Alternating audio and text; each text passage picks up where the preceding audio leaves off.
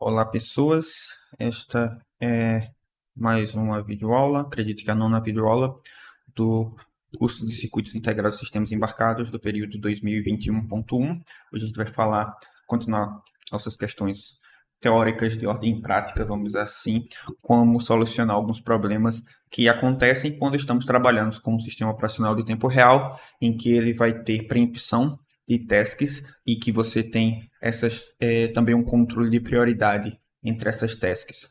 Então, a gente vai falar sobre o problema em si de contenção de recursos, o que seria um deadlock e como resolver esse problema, além também da inversão de prioridade que pode acabar acontecendo quando estamos introduzindo sistemas de exclusão mútua, em que você resolve um problema, mas pode acabar introduzindo um outro novo relacionado a essa solução.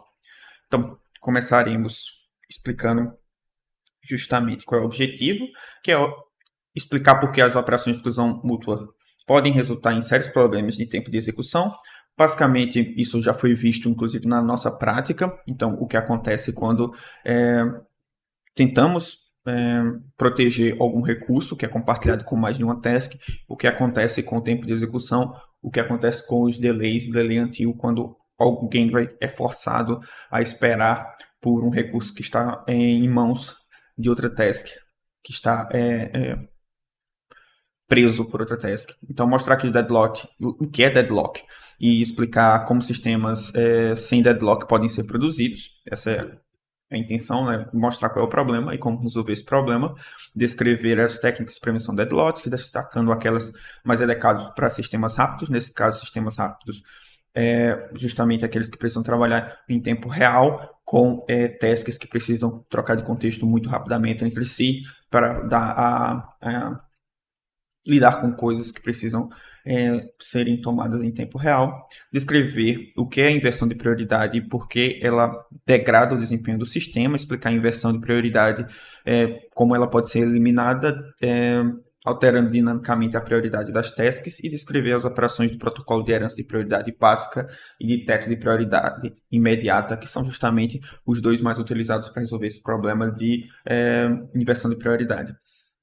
Começando com contenção de recursos e problemas. Então, a gente vai ter uma estrutura típica de um sistema de controle. Então, aqui onde a gente tem o nosso microcontrolador e alguns periféricos. Então, conversor analógico digital, um conversor digital analógico, uma interface display, e você vai ter os nossos, como sentimos o mundo do nosso sistema a partir dos sensores e como atuamos no mundo a partir dos atuadores, e também do display, como a gente transmite essas informações para um operador ou para algum outro sistema. Então, um conjunto de sensores alimenta uma interface do conversor ADC com vários canais de aquisição. Então, por exemplo, no nosso caso, o nosso microcontrolador o STM32F103C8, ele possui dois conversores analógicos digitais, cada um tendo 10 canais de entrada. Um conjunto de sinais de controle do atual alimento por meio de uma única interface DAC, ou seja, digital para analógico. Isso não temos no nosso microcontrolador, mas pensando, por exemplo, poderia ser várias saídas PWM dos vários saídas digitais de uso geral que podemos utilizar como saídas PWM. Então, todas as informações geradas são exibidas num display. Então, nosso sistema lá tem um display de 7 segmentos, mas aí aqui seria, inclusive, pode ser uma tela de cristal líquido ou alguma interface mais robusta para você conseguir ter vários símbolos indicando momentaneamente o estado do nosso sistema. Então, o software, pensando lá no nosso sistema, de que pensar o que é necessário para cada um dessas tasks, dividir elas e que funcionam sozinhas entre si. Então, pode ser fornecido por um sistema multitarefa com 3 tasks, que nesse caso tem uma task de controle, control task, uma que vai ser a identificação do sistema, que a gente vai chamar de SI, System Identification, e uma task de alarme, que é para gerar a partir de algum sistema, algum problema no sistema, seja impressão ou temperatura. Temos aqui os nossos sensores de entrada e aqui temos as saídas do nosso sistema. Então, a test control é um circuito fechado comum, em que ele vai controlar a velocidade atuando na vazão de um fluido, que não seria o combustível, e a partir da velocidade. Então, simplesmente ele pega a velocidade, faz o cálculo da variável manipulada, que vai ser justamente a vazão desse combustível, para isso controlar a nossa variável controlada, que é a velocidade do nosso sistema. Ele lê os dados do sensor de velocidade, calcula o sinal de controle e envia para o atador do combustível. A nossa task SI, do System Identification, ela vai identificar matematicamente algum sistema físico. Isso é feito gerando um sinal de saída para estimular o sistema. Então, ele vai mudar a partir de um atuador pneumático, vai atuar no sistema e vai medir essa pressão, ou seja, a resposta do sistema a essa ação. E com isso vai gerar um polinômio e vai conseguir identificar alguma questão lá da estrutura. Então, ele vai ter que atuar no conversor digital analógico, ao mesmo tempo que ele vai ter que ter o loop para conseguir ler esse sinal, a resposta do sistema à atuação dele. Então, e a task de alarme, basicamente, ele vai ficar vendo valores críticos de pressão, de temperatura, para poder tanto atuar em questões do nosso atuador de fluxo, como também mostrar essas questões de alarme no nosso display. Então, a partir desse diagrama, pode-se ver que a test controle é funcionalmente independente das outras duas. Também é tentador pensar que em nível de software, todas essas tasks são independentes, principalmente no jeito em que estamos tentando sistematicamente construir esses sistemas multitasks, e que você pensar na função de cada uma dessas tasks e trabalhar na implementação delas separadamente. No entanto, o que vemos é que se formos para ao nível mais físico do que temos no sistema embarcado em si, vamos ter alguma coisa parecida com isso, em que podemos chamar esses retângulos quadrados do que seriam máquinas de software passivas, ou seja, que elas não podem serem itens no nosso scheduler. Os itens do nosso scheduler são justamente as tasks, só que isso são os periféricos, nesse caso, em que nossas tasks vão ter que interagir. Então, com efeito, esses se tornam disponíveis, esses itens são disponíveis para todas as tasks, que os chamam quando são necessários. Então, podemos ver que, embora os sensores que a Control Tasks e System Identification e o alarme acabam funcionando, podem ser comuns ou não, mas todos eles vão ter que utilizar canais diferentes de um mesmo conversor analógico digital. Então, acaba que esse conversor analógico digital é um recurso compartilhado entre todas as tasks, mesmo que na nossa sensores, atuadores, a gente conseguisse dividir eles como se fossem tasks que não tinham interações entre elas.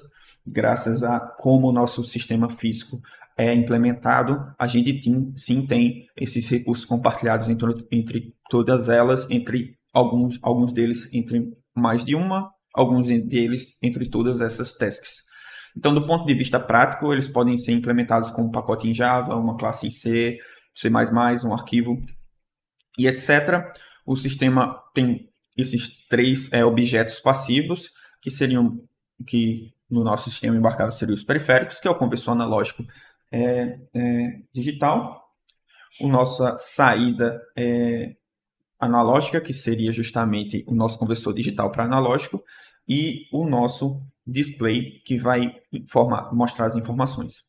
Então, a test controle, quando ativa, primeiro seleciona o canal de entrada de velocidade do conversor analógico digital, em seguida ela inicia a conversão, lê a entrada digitalizada, calcula o sinal de controle de saída e em seguida libera o ADC. Então, enquanto ela está utilizando, esse recurso não pode ser utilizado por as outras tasks. Em seguida, seleciona o canal de saída do atuador de combustível do conversor digital analógico, atualiza-o com o valor do sinal de controle.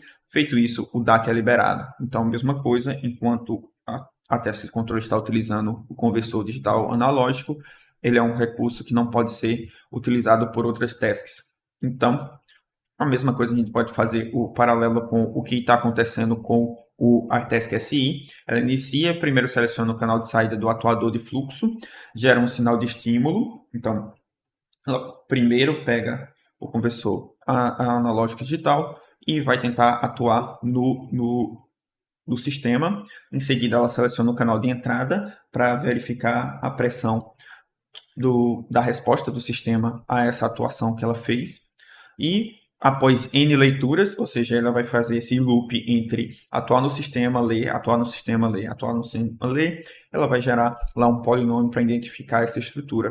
Para uma operação segura, a exclusão mútua é normalmente fornecida dentro dos mecanismos de acesso a recursos compartilhados. Esses recursos não são considerados não preemptivos, ou seja, enquanto você está utilizando aquele recurso, não é para nenhuma outra task ter acesso àquele recurso.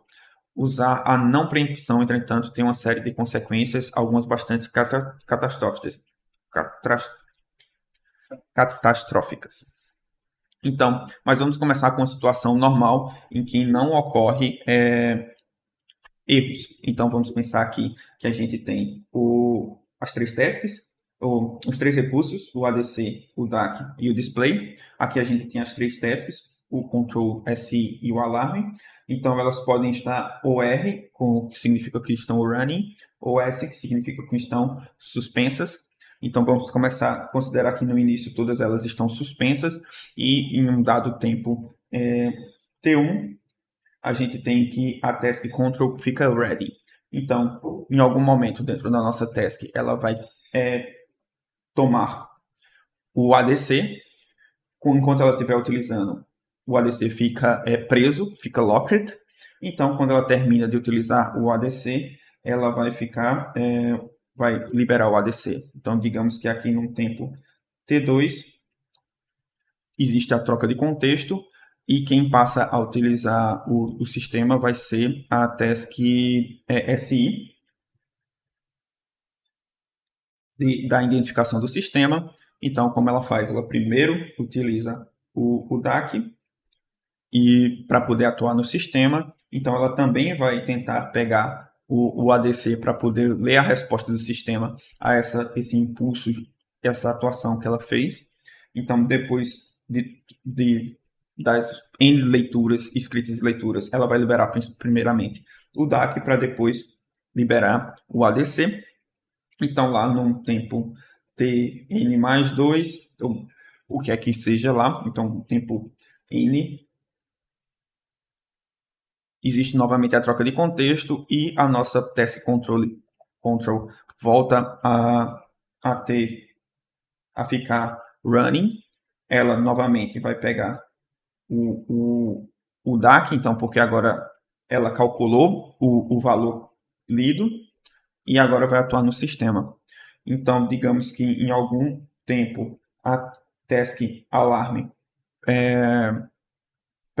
faz uma preempção da nossa task controle. Então, ela vai começar a rodar. Em algum momento, ela vai tentar pegar o conversor digital analógico aqui. Só que esse recurso está tomado pela task controle. Então, ela vai ser suspensa e vai ficar esperando pelo ADC. Então, enquanto ela está de suspensa, o controle vai tomar de novo o contexto, vai terminar de utilizar o conversor digital para analógico. Quando ele liberar o recurso, então a task alarme que estava suspensa vai poder voltar a ficar running e resolver o problema. Então, nesse sentido, todo mundo conseguiu utilizar esses recursos compartilhados. O acesso a eles não ocorreu de duas tasks estarem utilizando o mesmo recurso, porque existe o controle de exclusão mútua. Então, quando ocorreu de duas tasks tentarem utilizar o mesmo recurso, uma delas entrou em suspensão esperando por aquele recurso e não houve nenhum problema na utilização desse sistema. Então, poderíamos, dado o otimismo natural, acreditar que tudo está bem com o projeto, mas podemos mostrar uma situação onde ocorre o que chamamos de deadlock. Então, em T1, a task controle adquirir o ADC, novamente a mesma estrutura anterior. Aqui temos os recursos, aqui temos as 3 tasks. No início todas estão suspensas, mas pensemos que no tempo T1, a task controle que está rodando vai tomar o ADC para ela, para poder justamente fazer a conversão do sinal de velocidade, para poder fazer o cálculo de quanto é que ela vai ter que modificar a atuação lá na questão do combustível. Então, quando ela pega, ela vai se tornar aquele recurso, vai tomar ela para si. Um pouco tempo depois há uma troca de contexto, então de task, e a task que começa a rodar vai ser a SI. Então, a troca ela vai primeiramente utilizar o conversor digital analógico para poder atuar no sistema. Então, ela vai primeiro mandar o sinal para depois responder. Então, ela vai tomar o DAC e vai tentar tomar o ADC, só que o ADC está preso pela task controle, porque ela tomou, houve a troca de contexto, e em T2 o SI adquiriu o DAC, em T3 o SI tenta adquirir o ADC aqui, só que não consegue, com isso é mantido pela test controle e a solicitação falha. Então, SI é então suspensa, esperando pelo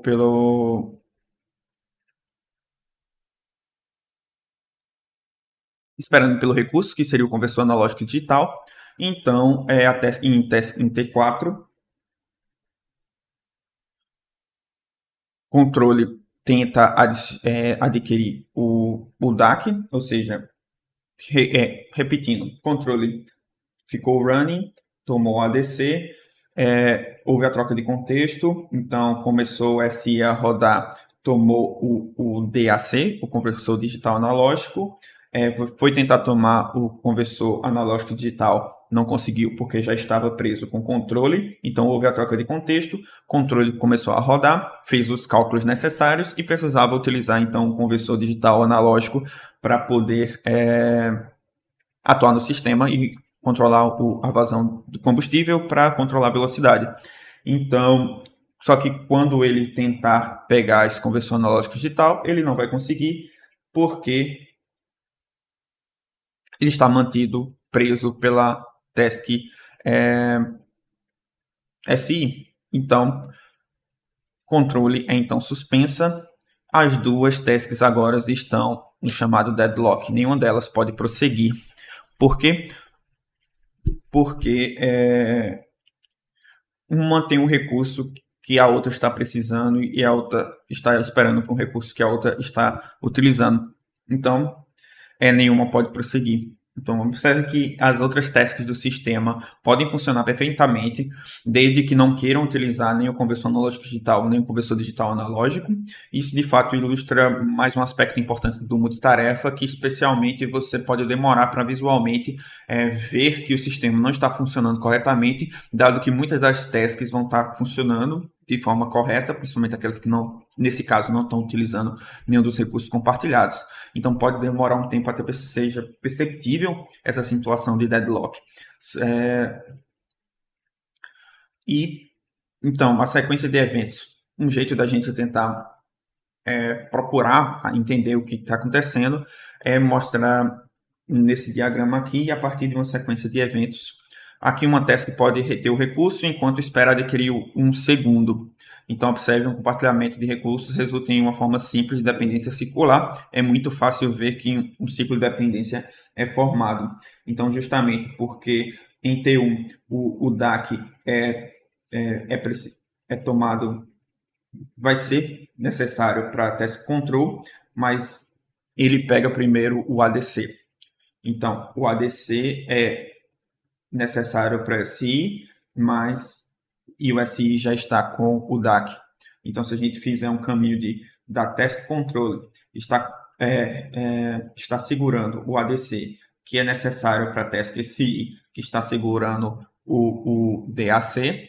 Então, a gente consegue fazer esse loop em que uma task está precisando de um recurso, que está com outra task que está precisando de um recurso, que está com a primeira task, que faz com que você entre num travamento que nunca saia. Não tem como você sair disso, a não ser liberando esses recursos. Só que pelo como a gente foi montado esse software e como foi montado esse sistema, ele pega os recursos e fica segurando esses recursos até que ele libere todo o sistema.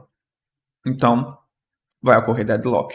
Então, em sistema maiores, o ciclo de dependência pode surgir de uma maneira ligeiramente diferente. Então, pensemos aqui com 3 tasks, T1, T2, T3, e pensemos em 3 recursos, R1, R2 e R3, e a gente vai ver justamente 4 casos onde você vê se vai ocorrer ou não ocorrer esse deadlock. Então, na figura A mostra um sistema com 3 tasks, em cada task usa um e apenas um recurso, conforme ilustrado aqui. Então, T1 só utiliza R1, T2 só utiliza R2, T3 só utiliza R3, então não tem como um deadlock ocorrer. Não existe essa espera para um recurso que está sendo utilizado por outra task.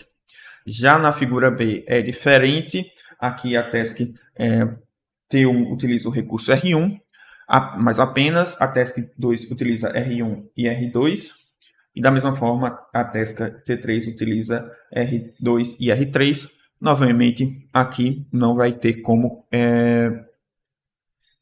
acontecer o deadlock. Podemos destacar o recurso compartilhado redesenhando a figura B.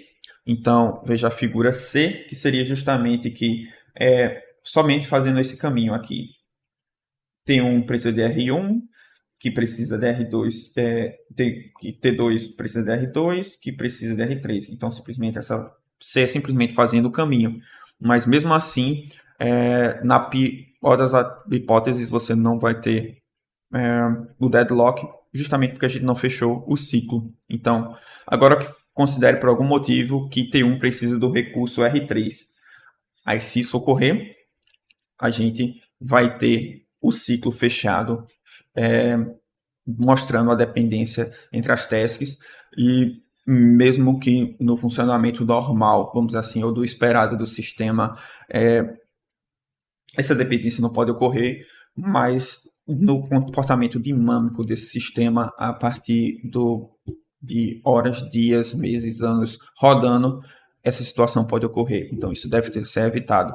Então, é claro que, dado o conjunto certo de circunstâncias, poderá ocorrer o deadlock nessa situação. Então, um ciclo de dependências pode ocorrer apenas em situações raras. Além disso, a dependência pode não ser óbvia dos diagramas de projeto. Temos uma boa chance de detectar os problemas em projetos com um pequeno número de tasks criadas estaticamente, ou seja, aquelas que existem permanentemente enquanto o software está em execução. Isso deve dizer-nos que faz sentido limitar o número de tasks em um sistema multitarefa. Isso vai fazer com que o seu comportamento seja mais previsível e evitar alterar o número de tasks em tempo de execução, tipo criação e exclusão de tasks de forma dinâmica. Isso também faz com que o seu sistema seja mais fácil de prever como vai ser o comportamento, mas nem sempre isso é possível.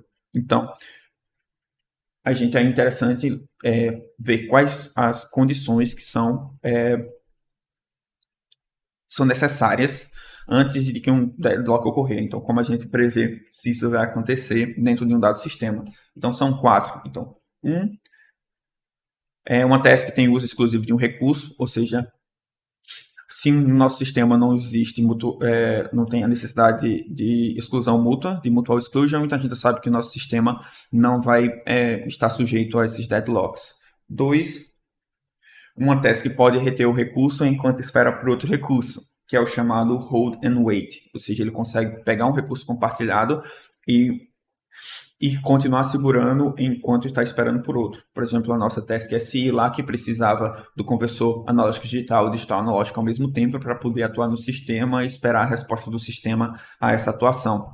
Um terceiro, uma dependência circular de tasks, e o recurso é configurado, que é o chamado circular waiting, quando a gente consegue fazer aquela cadeia em que um recurso é tomado por uma task que espera por outro recurso que está tomado por outra task que espera por aquele recurso tomado por outra. Então, mesmo que sejam várias tasks, e quanto mais tasks e mais recursos, mais difícil é ver esse circular waiting, mas isso pode ocorrer. E 4, uma task nunca libera um recurso até que esteja completamente concluída com ele. Então, que seria no resource preemption, ou seja, os recursos não têm preempção do recurso. O recurso não é devolvido, não é mudado o contexto, ele sempre pertence, entre aspas, à task que está com ele tomado e ela só libera quando terminar todo o trabalho relacionado a ela. Então, para a condição deadlock, essas quatro coisas precisam ocorrer. Então, para que a gente evitar que tenha um deadlock, basta que a gente consiga resolver ao menos uma delas. Resolvendo uma delas, você sabe que não vai ter deadlocks. Então, resumindo, deadlock pode ocorrer apenas quando todas as quatro condições forem satisfeitas simultaneamente. No entanto, mesmo os melhores projetos, não podemos garantir que ao longo da vida de um sistema não ocorrerão deadlocks. Modificações mal implementadas podem destruir a qualidade do trabalho original. E quanto maior o sistema, quanto mais necessário for fazer manutenção desse código, mais fácil de acabar ocorrendo esse tipo de situação. Em algumas situações, os deadlocks não podem ser facilmente ou simples de ser quebrados. O processador pode entrar em um estado de deadlock permanente. Portanto, sem um mecanismo de recuperação, podemos perder o controle ou parte de todo o sistema do processador. Portanto, para sistemas críticos, alguma forma de ação de recuperação de erro deve ser implementada. Então, vamos agora justamente ver como produzir esses sistemas livres de deadlock. Quais são as soluções possíveis? Existem duas maneiras básicas de lidar com o problema de deadlock. Uma certificar-se que não dá para entrar no deadlock, seria eliminar as situações de deadlock. Desse quadro aqui, o que está em verde é justamente o que é mais comum quando a gente está trabalhando com sistemas embarcados. É a prevenção das condições de deadlock. Então, que a priori, quando você vai fazer o projeto, você prevê quais são essas situações de deadlock e evitar elas. E uma não tão utilizada em sistemas embarcados é evitar, ou seja, as condições de deadlock, que seriam checar continuamente potenciais situações de espera circular. Então, para resolver isso, você precisa de tomar decisões a priori, quando você vai produzir o projeto, e você vai ter que utilizar algum algum gerenciador de recursos que vai ter que ter conhecimento sobre essa situação para evitar ela. Então, e por segundo, aceitar que pode ocorrer deadlocks e superá-los. Então, justamente esse segundo braço, que seria superar os deadlocks, que também você pode fazer o nosso sistema se recuperar de uma condição de deadlock, que pode ser automaticamente, mais comum em sistemas embarcados, você colocar isso automaticamente, e o mais comum quando a gente está falando de sistemas operacionais para computadores de uso geral, que é a detecção desses deadlocks de forma automática, mas a recuperação deles é deixada para ser de forma manual. Isso é mais comum quando você está trabalhando com sistemas operacionais para propósito geral e não para sistemas operacionais de tempo real. Quando a gente está trabalhando com sistemas operacionais de tempo real, normalmente é você fazer o seu sistema ter alguma maneira de se recuperar automaticamente.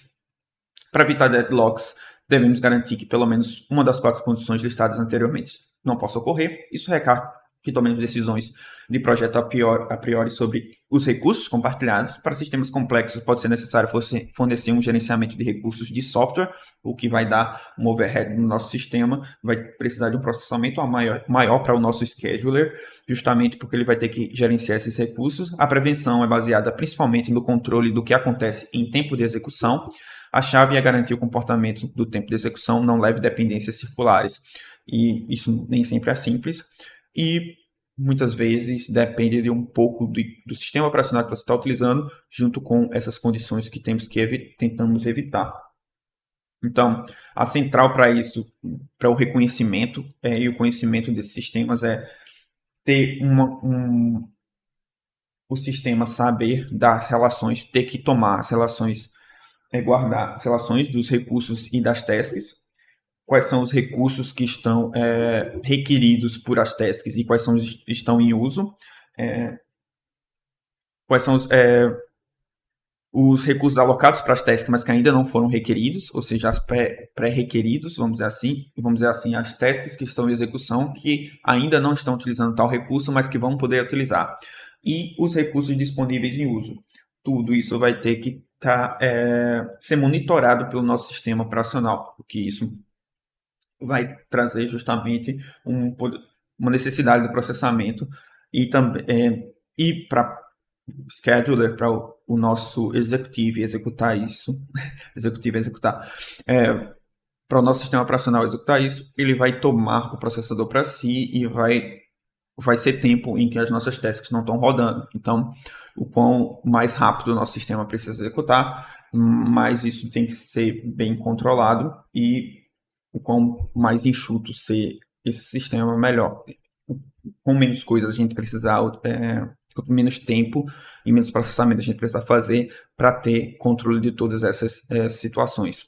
Então, será necessário alguma forma de algum gerenciador de recursos para avaliar o status do sistema de forma às medidas adequadas. Obviamente, essas operações devem ser realizadas dinamicamente à medida que o código é executado. Para sistemas rápidos, com alternância de tasks frequentes, a sobrecarga de tempo de execução associada é provavelmente substancial e provavelmente inaceitável.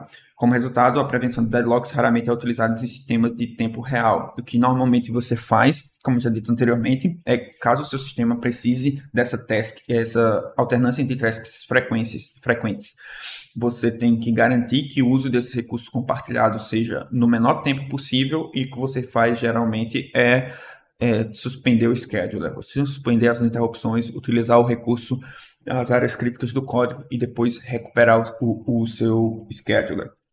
Isso vai trazer problemas no uso do seu sistema, dependendo do comportamento dinâmico que você queira, mas muitas vezes é a única solução, graças que ter um gerenciador de recursos vai adicionar um tempo entre tasks que não é permitível, que não é factível para esses sistemas rápidos que precisam uma alternância e frequência de tasks. Então, vai ser de caso para caso. Mas vamos mostrar aqui também como fazer isso quando a gente pode ter um sistema operacional que tem esse gerenciamento de recursos. A superação de deadlocks com a ajuda de técnicas de recuperação manual é aplicável apenas em operações em desktops, como dito anteriormente. No entanto, não é uma opção viável no uso de aplicações de sistemas embarcados que vão ficar em campo em que você não tem acesso a esses sistemas, ou pelo menos não de forma rápida e segura. São necessários nesses sistemas mecanismos de detecção e recuperação totalmente automáticos para sistemas hard, fast. Isso normalmente envolverá watchdog timers, que é justamente você ter que avisar que o sistema não está travado para um timer antes que ele estoure, o chamado chutar o cachorro. E caso o timer watchdog timer estoure, você vai entrar numa rotina de recuperação desse travamento do sistema. Então, em geral, a recuperação do deadlock deve ser vista como ação de último recurso, um cartão de saída de prisão para quem já jogou banco imobiliário. A ideia é que você tenha esse recurso no seu sistema, mas que você tente ao máximo projetar o seu circuito, o seu sistema, para não precisar utilizar ele. Mas, justamente como é difícil você prever a priori todas as interações entre as tasks e, pior, quais são as interações entre as tasks no futuro que vão ser criadas para fazer manutenção desse código. Então é interessante que você tenha esses sistemas, esses cartões de saída da prisão preparados no seu sistema. Assim, para lidar com deadlocks, geralmente contamos com a prevenção como mecanismo principal e com a recuperação como última linha de defesa. Agora vamos examinar especificamente uma prevenção de deadlocks. Podemos aplicar uma série de políticas mostradas na figura ao lado e justamente a gente temos o caminho mais utilizado quando estamos falando de sistemas embarcados. Permite compartilhamento simultâneo de recursos, que, como a gente viu, isso tem problemas quando a gente tem recursos finitos e que não podem ser utilizados por mais de uma pessoa ao mesmo tempo. Permite preempção de recursos, isso também não é muito comum quando estamos falando de sistemas embarcados. E controle e alocação de recursos para as tasks, que são justamente os mais comuns quando estamos falando de sistemas embarcados. Que é um jeito de eliminar o holding weight conditions, isso é o mais comum, ou então dar um jeito de eliminar as condições circulares. Então, compartilhando recursos simultaneamente, justamente vendo essa primeira linha onde isso pode ser aplicável. Então, como compartilhamento simultâneo, as tasks podem acessar recursos sempre que quiserem.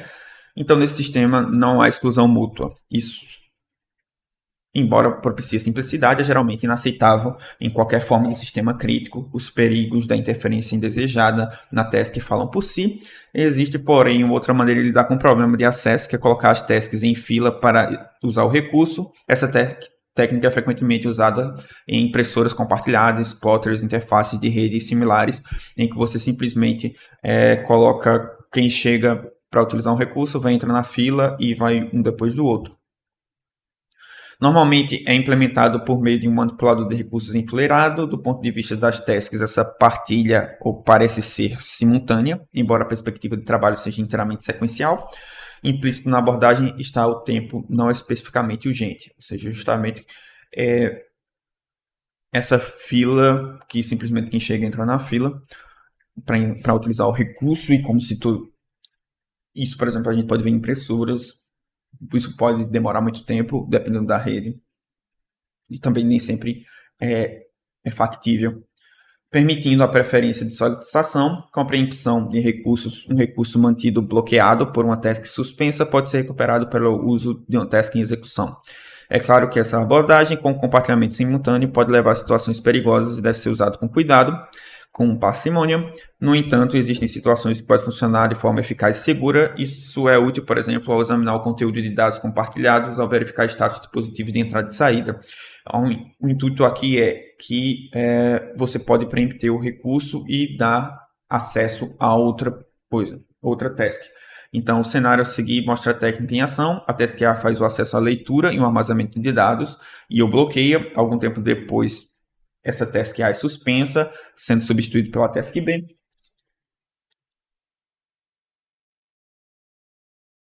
Meu lápis voou. Então, vamos lá. A gente tem aqui a nossa task A rodando e vai estar utilizando essa leitura de um banco de dados, de um pool.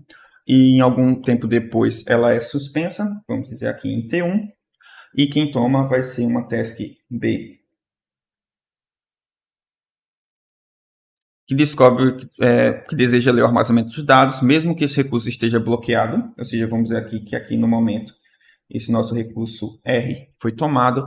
Mesmo assim, o SO permite que B acesse o recurso quando ela desejar.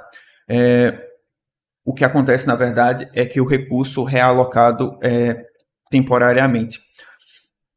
O cenário a seguir demonstra a técnica de ação. No entanto, se B tentar gravar um armazenamento de dados, altera as regras e não deixa. Ou seja, task B pode apenas ler o conteúdo desse pool, mas não pode gravar dados nesse pool, que a ideia justamente é que, como esse recurso está tomado pela task A, ela só tem acesso a essa interface de leitura. A partir dessa descrição, podemos ver que o gerenciador de recursos é necessário para fazer essa técnica funcionar. Consequentemente, o método impõe uma sobrecarga de complexidade e tempo. Isso pode causar problemas nos sistemas pequenos, ou sistemas pequenos aí no sentido de poder de processamento, ou tamanho de memória, e ou sistemas rápidos, justamente aqueles que precisam ter muitas tasks funcionando, trocando de contexto muito rápido. E também, justamente por isso, porque é um recurso bem específico, quando você pode ler coisas, mas você não pode gravar coisas. E mesmo assim, numa visão dinâmica, isso pode ainda trazer problemas. E controlando a alocação de recursos. Então, com o controle de alocação de recursos, é possível eliminar dois problemas, o hold and wait ou o circular wait. Então, algumas técnicas podem ser utilizadas, que é alocação de recursos únicos, alocação de todos os recursos necessários, alocação a pedido e alocação em ordem de fixa. Com este método, uma task pode adquirir, primeiro, a gente vai ver cada uma delas. Então, isso daqui é o 1, alocação de recursos únicos, único. Então, a task pode adquirir e usar apenas um recurso por vez. Como resultado, os problemas de espera circular são eliminados, porque cada uma das tasks só podem ter um recurso por vez. Essa é uma técnica muito simples, pragmática e segura, especificamente porque todas as decisões são feitas no código-fonte, isso não traz nenhum sobrecarga para o scheduler. Sua desvantagem agora é a dificuldade de prever com precisão o tempo, dado que uma task não vai poder ter mais de um recurso ao mesmo tempo. Então, pensamos lá na nossa task SI do sistema de identificação, que precisa utilizar dois recursos, tanto conversão analógico digital como digital analógico, ao mesmo tempo, para fazer esse atuar no sistema e ver a resposta do sistema. Isso fica difícil de prever os tempos em que, se ele só pode ter um recurso por vez, quando é que ele vai... Qual vai ser o tempo entre ele ter acesso ao conversor digital analógico para depois ter acesso ao conversor analógico digital para poder fazer em tempo real essa identificação do sistema. Por exemplo, quando a task control é executada, seu ciclo funcional é adquirir o recurso ADC, processar o sinal de entrada, liberar o ADC, executar o algoritmo de computação, adquirir o DAC, gravar a saída e liberar o DAC. Então, infelizmente, se a task de controle não puder adquirir o recurso quando precisa, podem ocorrer atrasos imprevisíveis. O resultado é a variabilidade do tempo real de execução das tasks de execução para execução, o que pode fazer com que você acabe atuando no sistema depois de ter lido a entrada há muito tempo para esse sistema de controle, e você acabar tendo um erro pequeno, ou seja, só fazendo com que o sistema não controle bem essa variável manipulada, ou podemos chegar a uma situação crítica em que você realmente causar perdas nesse seu sistema substanciais.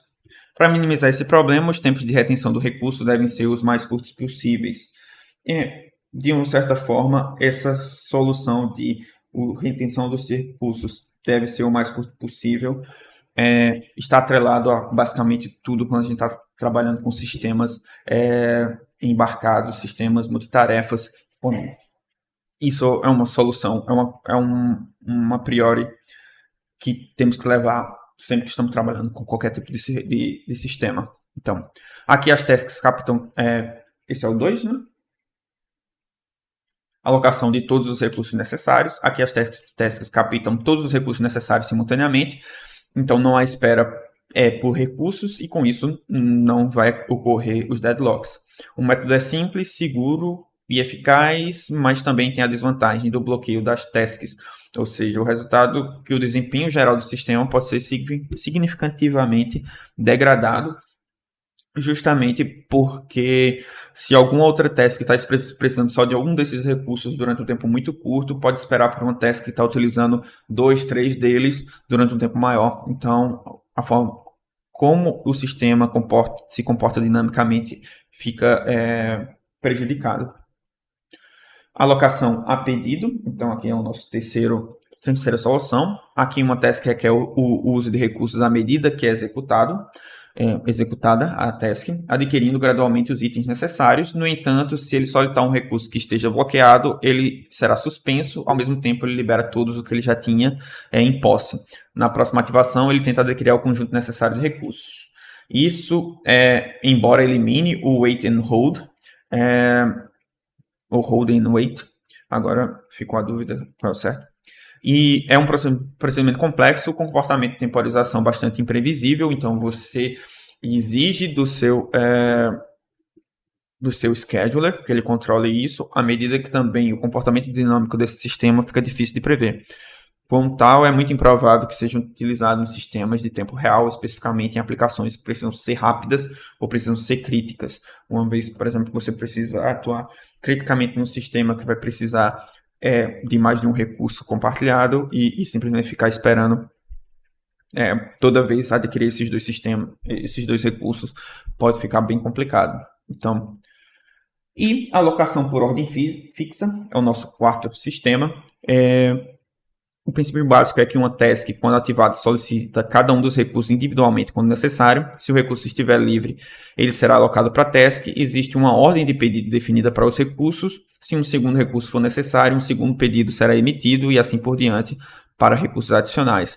Se a qualquer momento o primeiro recurso for totalmente encerrado, ele poderá ser liberado. Esse método foi desenvolvido para eliminar a espera circular e também acaba você conseguindo construir uma tabela onde você vê a dependência desses recursos entre as tasks. Então, temos aqui alguns recursos que vão ser compartilhados entre as tasks. Então, são quatro recursos, eles são colocados numa ordem fixa, justamente para você ver quais são as tasks que precisam de um outro recurso. Por exemplo, aqui a gente pode ver, são 3 tasks, task A, B e C, e a task A e a task B simplesmente utilizam recursos que não são compartilhados entre si, então não tem como ter deadlock relacionado ao uso dessas duas tasks.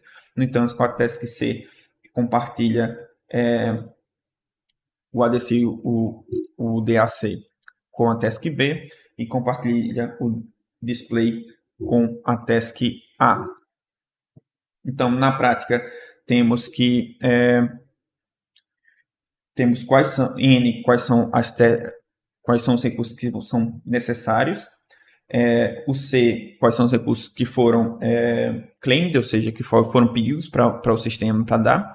E o A, quais desses recursos foram alocados. Então, aqui a gente pode ver que você tem como todos os recursos que a task A necessita e todos os recursos que a task B necessitam podem ser tomados, podem ser alocados para essas tasks, independentemente de uma da outra.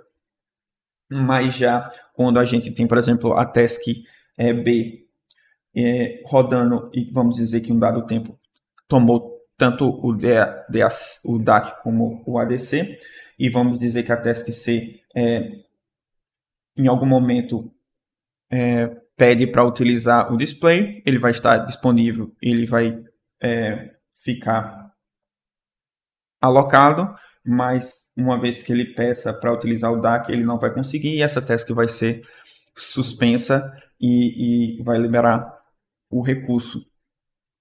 Então, para esse sistema é possível ver que é impossível que as seguintes condições ocorram simultaneamente, ou seja, a task B segurar o ADC enquanto espera adquirir o DAC, a task C segurar o DAC enquanto espera pelo ADC. Então, agora a gente vai entrar num outro problema, que seria a inversão de prioridade e bloqueio de task, e o problema da inversão de prioridade. Vamos falar do problema a princípio. Então, a prevenção de deadlocks é um fator essencial para o projeto de sistemas em tempo real. Infelizmente, mesmo quando técnicas seguras de exclusão mútua são incluídos, isso pode solucionar um problema e ocasionar outro. Para solucionar um dos problemas, a condição de recursos, podemos introduzir outro problema, que é a inversão de prioridade. Então, o conceito básico de inversão de prioridade pode ser explicado olhando para um comportamento de um sistema com apenas duas tasks A e B, e suponha que A está usando um recurso compartilhado quando o scheduler decide trocar de contexto e trocar a task em execução. Assuma também que a nova task em execução é a B, que quer utilizar também o recurso que está sendo segurado. Ao checar o mecanismo de acesso, B encontra o recurso indisponível e será então suspensa. Então, a gente tem o nosso velho caso, em que temos uma task A e uma task B. A task A está rodando em algum momento, toma um recurso R, quando chega um tipo TR, algum T, o que vai acontecer é que ocorre a troca de contexto, B começa a rodar, em algum momento B vai tentar utilizar o recurso R, não vai conseguir, B vai ficar suspensa, e o que vai ter é a troca de contexto, a volta a utilizar o recurso, até que libera. Quando liberar o recurso, então B pode voltar a rodar. Então, não tem problema muito nesse sistema, mas e se a prioridade de B for maior que a prioridade de A? Isso faz diferença, porque B ainda vai estar bloqueada. O resultado é que a task de mais baixa prioridade bloqueou uma task de mais alta prioridade. E temos que pensar que se uma task tem prioridade maior do que outra, é por um motivo significativo, ou seja, aquela task precisa rodar, precisa ter prioridade para tomar o contexto mais do que outra. E aqui a gente houve essa troca, uma task B de mais alta prioridade ficou esperando para uma task A de mais baixa prioridade para poder utilizar, para poder ter o processador para si e para ter o recurso para si. Então, olhando só para duas tasks, você pode pensar que, ok, mas talvez esses tempos não sejam tão grandes. Mas olhemos para um sistema com mais tasks para justamente ver o que pode acabar acontecendo. Então, pensemos que temos dois recursos compartilhados, o recurso W e o recurso X. Uma task B utiliza aqui cada um dessas tasks A, B, C e D tem uma prioridade 1, 2, 3 e 4, onde a maior prioridade é o menor número. Então, prioridade P1 é uma maior prioridade, P4 é a menor prioridade. Então, as seguintes premissas são feitas para simplificar a explicação do comportamento desse sistema. A mudança de contexto acontece apenas no tick de cada tempo, ou seja, não tem quando ocorre a suspensão de alguma, apenas quando ocorre o tick. Tasks podem ser suspensas a qualquer momento. Tasks podem ficar prontas para execução a qualquer momento. Então, temos aqui no tempo T0. A task D está executando e todas as outras estão suspensas. Então, temos aqui task A, B, C e D com as prioridades 1, 2, 3 e 4. E aqui o comportamento temporal dela a partir dos ticks. Então, T0, a task D está executando. No tempo antes do próximo tick ocorrer, D prende o recurso W, que está ocorrendo aqui. Note também que, por coincidência, todas as outras tasks ficam ready, ou seja, prontas para executar. Em T1, A preempta D, já que A tem uma prioridade maior do que D. E D fica em ready, com prioridade 4. Logo após A estar rodando, ela tenta acessar o recurso W, só que encontra ele locked e por isso ela entra em suspensão. Quando o T2 chega, a task B é ativada porque ela é a maior prioridade. Então, a task D só tem prioridade 4, então ela roda. Roda, nesse caso aqui, até a sua completude. Quando roda o tick T3, novamente, por questões de prioridade, quem vai executar é a task C, até a sua completude. Então, só em T4, a task D volta a rodar. Nesse momento, ela finalmente libera o recurso. Apenas quando ela libera o recurso, que A pode ser executada novamente apenas em T5. Então, quando você tem várias tasks com prioridades diferentes, então aquele caso lá de duas tasks parecia não ser tão complicado, tão problemático, tem uma inversão de prioridade. Aqui a gente vê que isso pode, quando a prioridade é muito diferente, você tem outras tasks rodando que podem ou não utilizar recursos compartilhados entre essas outras duas tasks, pode ocorrer esse problema. Então, esse problema pode ser atacado de duas maneiras para conseguir solucionar eles, que ambas envolvendo aumentar temporariamente a prioridade das tasks. Uma que é a herança de prioridade. A prioridade da task em execução pode subir para um valor determinado por outras tasks. E o teto de prioridade, que é a prioridade de uma task em execução, pode ser aumentada pela prioridade do recurso. Então, protocolo de herança de prioridade básico. E depois a gente vê o de prioridade imediata. Quando usamos o protocolo de herança de prioridade básico, ou simplesmente protocolo de herança de prioridade, uma task em execução pode herdar a prioridade de uma outra task suspensa. Então, o comportamento aqui do sistema acontece a mesma coisa. Então, começa a task D executando, todas as outras suspensas. A task D toma o recurso W, todas as outras tasks ficam ready. Quando ocorre T1, vai ocorrer a troca de contexto, que como tem a prioridade maior, ela vai entrar em execução. Uma vez que a task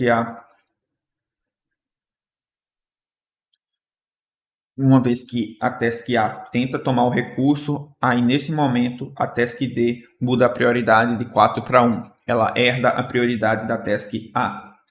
Então, em T2, ao contrário toda aquela cadeia de espera que D teve, Então, D, como é a maior prioridade, vai tomar o contexto, vai ser executada, vai liberar o recurso. Uma vez que ela libera o recurso, a prioridade dela volta. E então, no próximo tique do relógio, A pode voltar à execução. Então, isso é uma solução. Outra solução é o protocolo de teto de prioridade imediata. Então, nesse método, cada recurso tem um teto de prioridade marcado pela task com maior prioridade que precisa utilizar aquele recurso. Então, o recurso W tem o teto de prioridade 1, enquanto o X é o 2. Então, vamos voltar lá para cá para entender isso. Porque nesse exemplo específico, temos que o recurso W é utilizado para task A e task B e task D, e A1 é A prioridade 1, B prioridade 2, D prioridade 4, então a maior prioridade delas é 1, então o recurso W tem prioridade 1. E já o recurso X vai ser utilizado pela task C, B e D. A maior prioridade é 2, então a prioridade do recurso X é 2. Então, isso vai depender do sistema.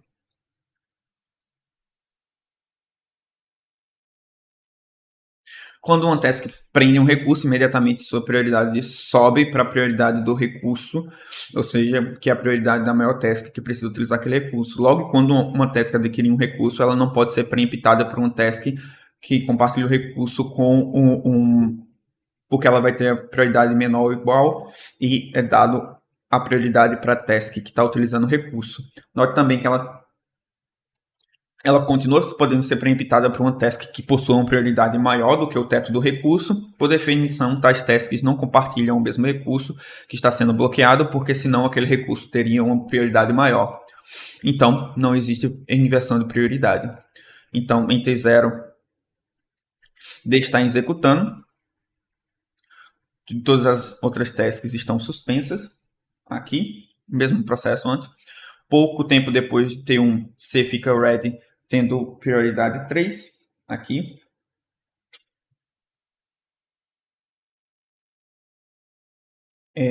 Logo após, D toma o recurso X.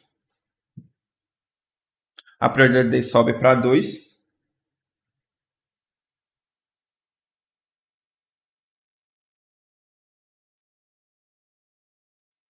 Que é o topo da prioridade do recurso.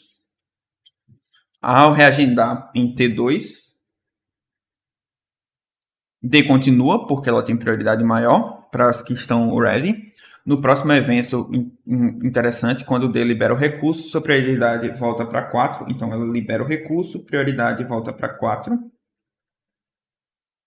Em T4, a task C preempta D e toma o recurso. Inicialmente com prioridade 3, mas quando toma o recurso X, a prioridade também sobe para 2. Logo em T6, A fica ready. Como resultado, em T7, a task A preempta C. A task C continua com prioridade 2 e volta em execução em T8, quando A libera ele já rodou até a completude. Essa técnica tem sido usada em vários sistemas operacionais e modelos de tasks em linguagem. No entanto, deve ficar claro que existe um overhead, existe uma necessidade que o seu scheduler possa trocar de contexto, trocar a prioridade dessas tasks. O sistema tem que ser capaz de se manter acompanhando todas as tasks em suspensão, se manter acompanhando todos os recursos que estão presos ou não, locked ou unlocked, dinamicamente mudar a prioridade das tasks quando elas tomam um recurso, voltar à prioridade anterior quando esse recurso é liberado. Então, isso depende de sistema operacional para sistema operacional. O FreeRTOS, quando a gente está trabalhando com os mutex, eles têm inversão de prioridade, tipo, eles têm a herança de prioridade para evitar essa essa inversão de prioridade, ela tem herança de prioridade. Já o semáforo não possui esse sistema, até porque eles são utilizados no FreeRTOS, basicamente quando a gente quer sincronismo unilateral de tasks e não quando a gente está querendo exclusão mútua. Quando a gente está querendo exclusão mútua, a gente usa o mutex. Então, por isso, esse sistema de herança de prioridade é implementado apenas no mutex. Bem, esse é o quarto capítulo do nosso livro-texto. Então, era um assunto que eu achava interessante de passar, pois, dependendo do sistema prático que você colocar, é uma coisa para você ficar se preocupado. Depende do sistema operacional, qual é as soluções que estão sendo implementadas, mas depende também do sistema que você está implementando, qual é a solução que você vai utilizar. Então, por isso, achei interessante passar para vocês terem uma noção desse problema e também como as técnicas possíveis para acabar solucionando, dependendo do sistema que vocês vão estar implementando agora no projeto. Então, ficamos por aqui. Até a próxima aula.